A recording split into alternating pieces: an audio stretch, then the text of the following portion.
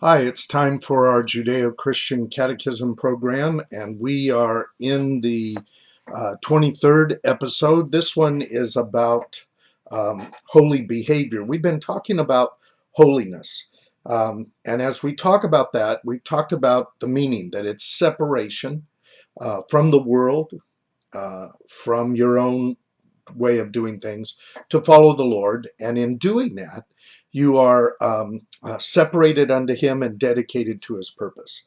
And we've divided holiness into four categories. First one is holy people. The holy people are the chosen people of Israel who are holy unto the Lord.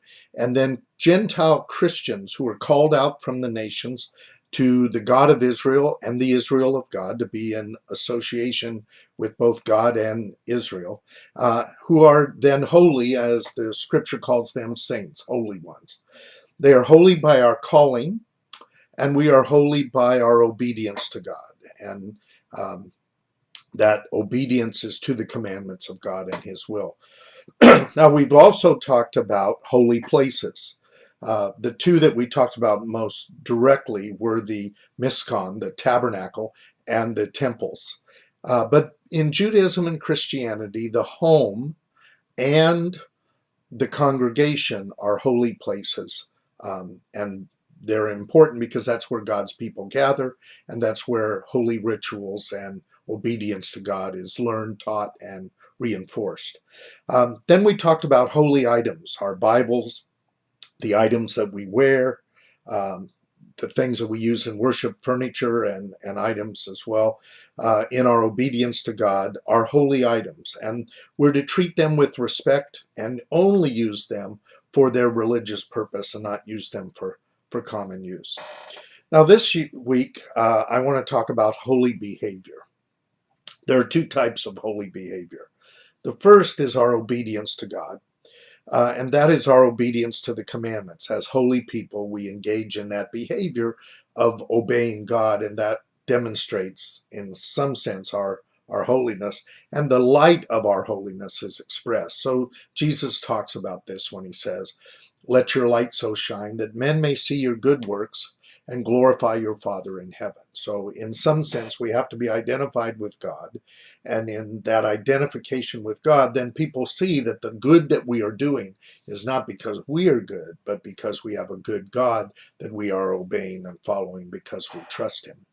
And of course, the four primary um, commandments of holiness that were given to the Gentiles in Acts 15 is to not eat blood, to avoid fornication, to not eat anything that is strangled, and to not be associated in any way with idolatry or those things that would be connected to idols. And those are holiness commandments. Many commandments are holiness, many are righteousness, but in the doing of all of them together, we demonstrate that we are holy. So that's one aspect of our holy behavior.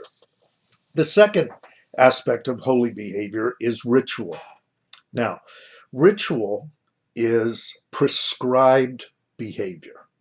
A ritual or a rite involves saying specific words, engaging in specific behavior, and the positioning of the body in a specific way that indicates truth, that reinforces truth, that expresses truth. And so it is a way of acting out significant meaning, specifically truth. And it is done in a way that involves our total being because we say it, we do it, we stand or sit or whatever we do in the ritual that expresses that meaning. Now, the behavior is prescribed, that is, the words, actions, and posturing are predetermined, and they're understood by the person or persons doing the ritual, and they're understood by the persons observing the ritual as well. Now, I'm an anthropologist, and anthropologists have identified two types of ritual. One of those types is what we call a rite of passage, a ritual that indicates a change in one's status is a rite of passage.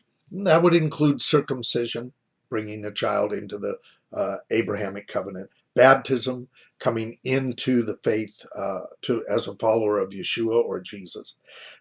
Graduation, going from not having a degree to having a degree, or graduating high school, is a rite of passage in that sense. Or a wedding ceremony, you go from being single to being married. Each of these rituals change your status and indicate a change in status, mostly associated with life cycle events. So, in most cases, a rite of passage will only happen once in a person's life. Now, they can happen more than once, but as a general rule, rites of passage are about the progress through life and through various stages of life, and therefore happen only once. So, that's the rite of passage. The second kind of ritual is called a rite of intensification. A ritual which reinforces important meaning or commemorates a significant event is a rite of intensification.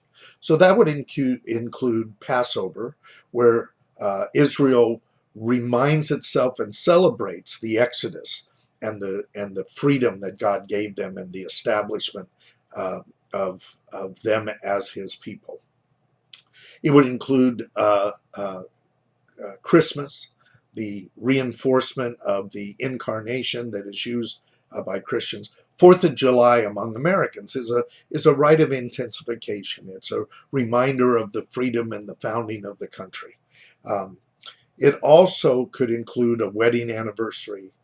So at both the secular, personal, and individual level, at the national level, at the religious level, rites of passage and rites of intensification reinforce these meanings.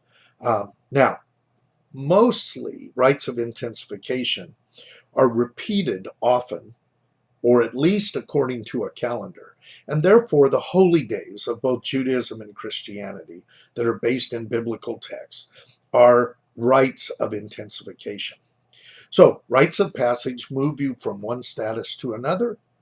A rite of intensification reinforces meaning. So, what's the function and the purpose of rituals? Well, ritual is used to instruct. God said to Israel, when your son asks you why you do these things, you will say to him, there's kind of a formula of question and answer that's tied often to these rituals. And so the Passover Seder that we'll talk about later, those rituals that are associated in that context are used to actually instruct children or converts. Secondly, ritual is used to reinforce. When you go through the ritual, those who have gone through the ritual before and watch you are reinforced in their own understanding of what they have done. And it reinforces for the community. Each time someone is baptized, each time someone's bar mitzvahed, someone's confirmed, someone goes through a wedding, it reinforces for the community and for those who have engaged in those rituals exactly what they've done. Now, ritual is also used to express because it demonstrates something in the ritual that gives a experiential understanding to it. And so in the Passover Seder, when the parsley is dipped in the salt water and tasted the bitterness of the tears, is experienced more than just mentioned. And so all ritual does that. Going into the water in baptism and coming out is experiential, and it expresses that truth in a behavioral way. Now, ritual is also used to cause the internalization of identity. As a person goes through rituals that are specifically associated with their ethnic group, their nationality, or their religion, it reinforces and establishes their identity in such a way that it brings it into psychological reality. I need to talk about psychological reality here just so that you understand what we mean. Because in America, we don't do ritual well. When we do a birthday party and we sing happy birthday, we can't even get on the same key. And so one of the problems for Americans is they don't really appreciate the value of ritual. But when ritual is done right, it really brings into the person an internalization and a psychological reality that something has in fact happened. So let me give you an example. I use this in my marriage and family classes at the university where I teach. So a couple comes and they want to be married. And so I get a marriage certificate and the couple signs it and I sign it and a witness signs it and I send it in and they are legally married. We've had no ritual. We just signed the certificate and they're married. And they'll go away, well, I guess we're married. It doesn't seem like it's real. Then we take a couple and we dress her up in the wedding gown and he's all dressed up and the family comes and everybody goes through the ritual and the regulations. We have the prayers and the vows and the commitments. And when they leave on their honeymoon, I tear up the certificate and throw it away. They're not legally married. But every fiber of their being says to them that we're married. That's how powerful ritual is. It brings it into a psychological reality. And that's really important. It's one of the reasons why people who graduate and don't show up for their graduation ceremonies always feel like something's not quite the same.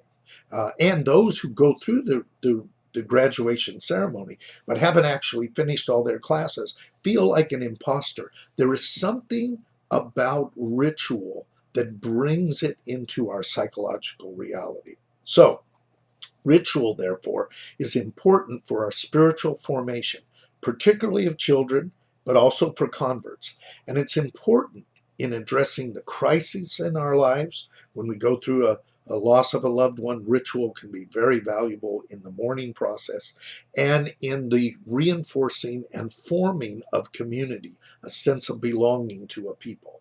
So in the next couple of sessions, we're going to look at that in more detail. We're going to start next time by looking at the biblical life cycle and the rites of passage identified in Judaism and Christianity that bring us through those various stages of our life, both our natural life and our spiritual life. And then the following time, we will look at rituals that are associated with the religions, particularly related to rituals of intensification that are bringing out the meaning of being a Jew or the meaning of being a Christian and reinforce that identity for those who are members of the community. So we'll look at life cycle events next time and the holy days in the session after that.